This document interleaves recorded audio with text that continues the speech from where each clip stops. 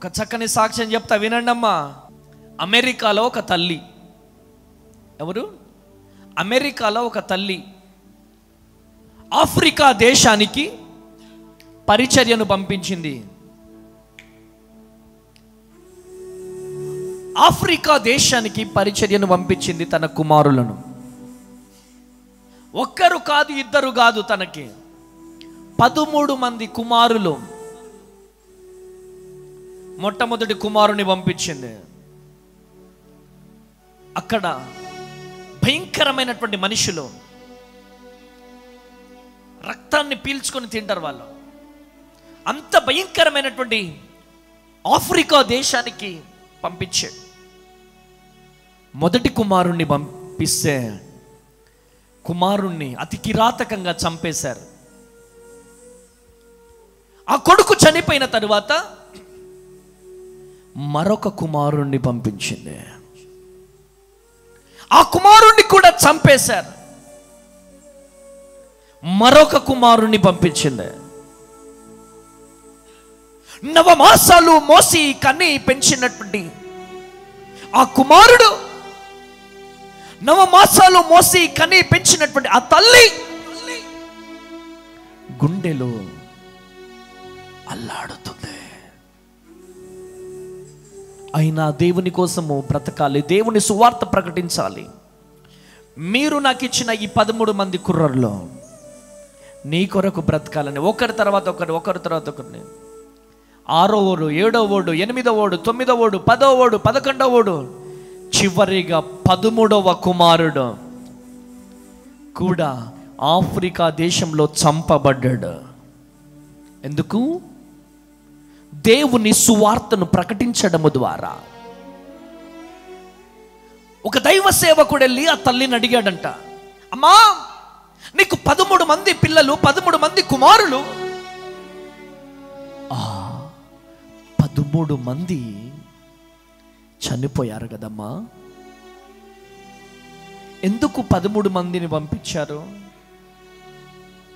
ఎందుకంత ప్రయాస నీకు అంటే, నా దేవుని పని చేయాలని ఒక ఆశ, నా దేవుని పని చేయాలని ఒక తృష్ణ. నాకు చాలా బాధ ఉందయ్యా, నాకు చాలా బాధ ఉందయ్యా. 13 మంది కుమారులనే దేవుడిచ్చాడు, 14వ వాడు కూడా ఉంటే బాగుండు అంటుందంట. గట్టిగా చప్పట్లు కొడదాం. హల్లెలూయా, ఆమేన్. ఎంత గొప్ప తల్లి అండి, ఎంత గొప్ప సమర్పణ అండి. హల్లెలూయా. ఈ రోజులలో దేవుని పరిచర్య కొరకు మన కుమారులను పంపిస్తున్నామా? దేవుని పరిచర్య కొరకు మన పిల్లల్ని పంపిస్తున్నామా? దేవుని మందిరములో కీబోర్డ్ కొట్టడానికి నేర్పిస్తున్నామా? ఫ్యాడ్ పరిచర్య, పాటలు పాడే పరిచర్య, సేవకులకు అండగా నిలబడే పరిచర్య చేస్తున్నామా? సేవకుడు కష్టపడి సభలు పెడుతున్నాడంటే రైట్, సేవకుడితో ఉండు, సేవకుడితో ఉండి పరిచర్య చేయి, ఈ సభలలో పని చేయని ఒక్క తల్లి అయినా పరిచర్య చేయమని చెప్పి చెబుతున్నారా? హల్లెలూయా.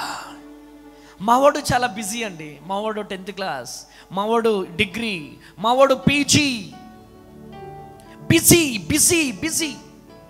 రా, నువ్వు ఒక్కడివే చేస్తున్నావేంటి? వాళ్ళు రావట్లే, నువ్వు వెళ్ళగో.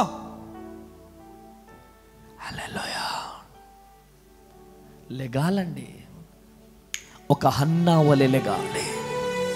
హల్లెలూయా.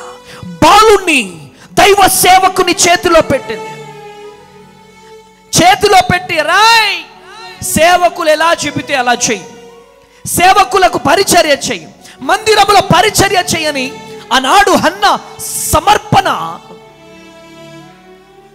సమూయేలులో గొప్ప ఉజ్జీవాన్ని రగిలించింది. కొట్టు గట్టిగా చప్పట్లో హల్లెలూయా. చాలా మంది తల్లిదండ్రులు మందిరానికి కూడా తీసుకురారు, ఆదివారం ఇంకా పరిచర్య ఏం చేపిస్తారో. నశించిపోతున్న నశించిపోతున్న ఆత్మల పట్ల దాహము లేదు. 3 కుమారులుంటే ఒక్క కుమారుణ్ణి దేవుడికి ఇస్తే ఎంత బాగుంటుంది కదా.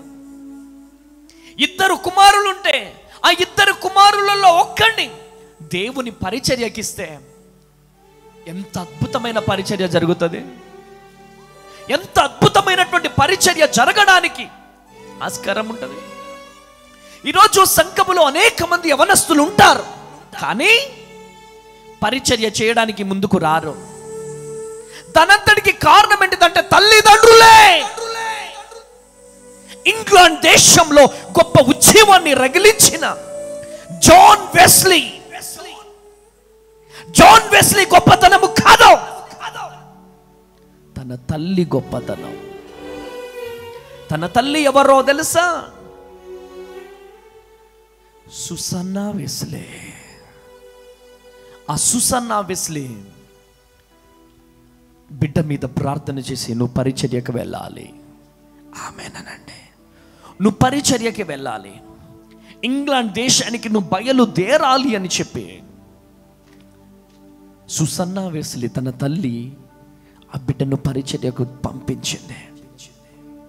తల్లి ఉపవాస ప్రార్థన, కొడుకు చేసే పరిచర్య కొరకు ఉపవాస ప్రార్థన. ఆమేనండి, హల్లెలూయా.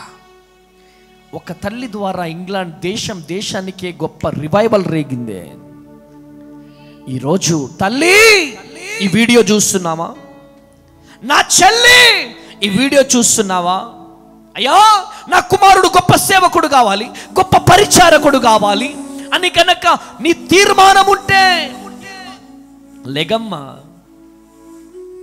అయ్యా, నా కొడుకు పీజీ చదివిన తర్వాత నేను పరిచర్యకు పంపిస్తా, నా కొడుకు ఎంటెక్ అయిపోయిన తర్వాత పరిచర్యకు పంపిస్తా, లేకపోతే ఎంబీబీఎస్ చదివిన తర్వాత పరిచర్యకు పంపిస్తానని చాలా మంది వ్యర్థమైన మాటలు, అన్ని వ్యర్థం.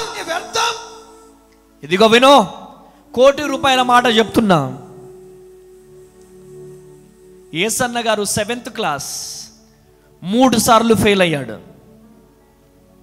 యేసన్న గారు 3 సార్లు 7వ తరగతి 3 సార్లు ఫెయిల్ అయ్యాడు. ప్రపంచమంతా తిరిగి పరిచర్య చేశాడు. కొట్టు గట్టిగా చప్పట్ల హల్లెలూయా, హల్లెలూయా. ఒక 7th క్లాస్ ఫెయిల్యూర్ అండి. అదే 7th క్లాస్ ఫెయిల్యూర్ ఏ గ్రామంలోనైతే పడిపోయాడో,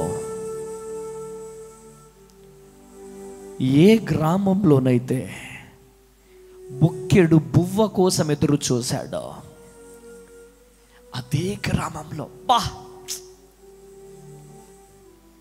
కొన్ని లక్షల మంది ప్రజలు,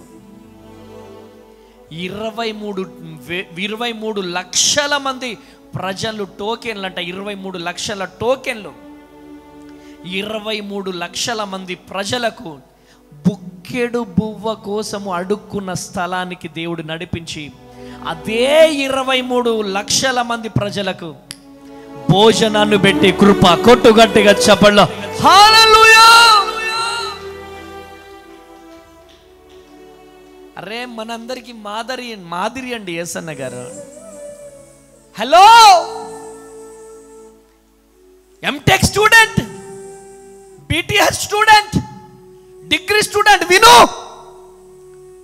ఎవరి ద్వారా ఈ కార్యం దేవుడు చేసింది? After all 7th class failure, 7వ తరగతి ఫెయిల్యూర్ని దేవుడు పట్టుకుంటే అలా ఉంటది చరిత్ర. కొట్టు గట్టిగా చప్పట్లో హల్లెలూయా, హల్లెలూయా. పిలిచిన పిలుపును మనం పట్టుకోవాలి. భయపడాల్సిన పని లేదు, దిగులు పడాల్సినటువంటి పని లేదు. ఆయన మన పక్షాన ఉంటాడు.